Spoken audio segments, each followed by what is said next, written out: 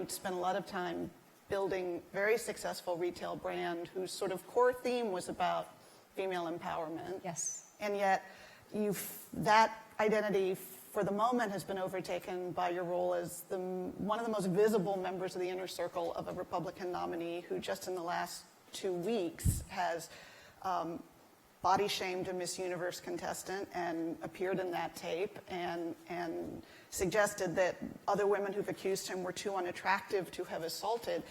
Has that put you in an impossible position?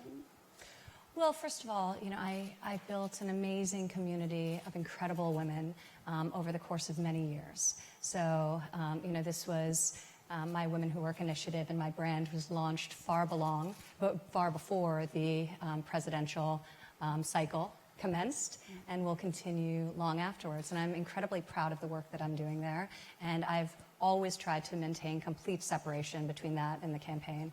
With that said, one of the challenging things is just operating, living one's life with the intensity and the scrutiny of this process is a very hard thing, actually, to do. So, you don't like the word surrogate. You don't like being called a surrogate. What's that about? I hate the word surrogate, because what does that mean? Like, when people talk about I'm his confidant, at one point they were actually saying, major newspapers were writing that I was a vice presidential candidate. I'm saying, no, I'm a daughter. I don't express my views on policy, with one exception as it relates to childcare and advocating for women, because I never thought I'd have this platform, but it was incredibly important for me to participate in that conversation, and very core to my personal and professional mission over the last decade. So I stepped into the fray on that front. But no, I'm not a surrogate. I'm a daughter. When I stood in front of the RNC and shared that I'm an independent, which is very consistent with many other millennials and many other people. I'm not dogmatically aligned with any party, and I share my thoughts with my father very candidly. But I do dismiss this idea of a surrogate, because it's I don't think it appreciates the role that I'm playing as my father's daughter. And I love him very much. And I'm very, very proud of what he's accomplished. And he's been a great dad to me. But I'm not the campaign mastermind as people love to portray and speculate. And I've been very honest on that front.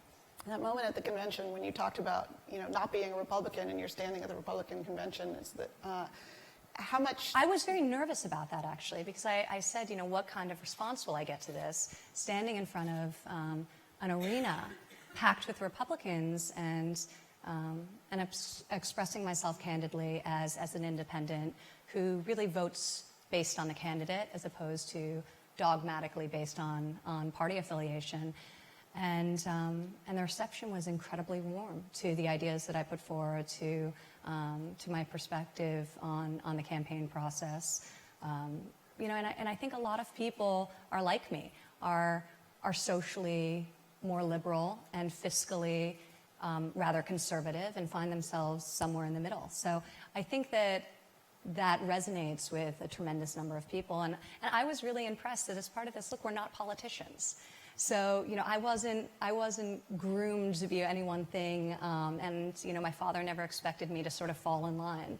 When I talk about him, to groups like this, and when people ask me about politics, I talk about what a great dad he was. And I talk about what a great businessman he's been, because that's what I know.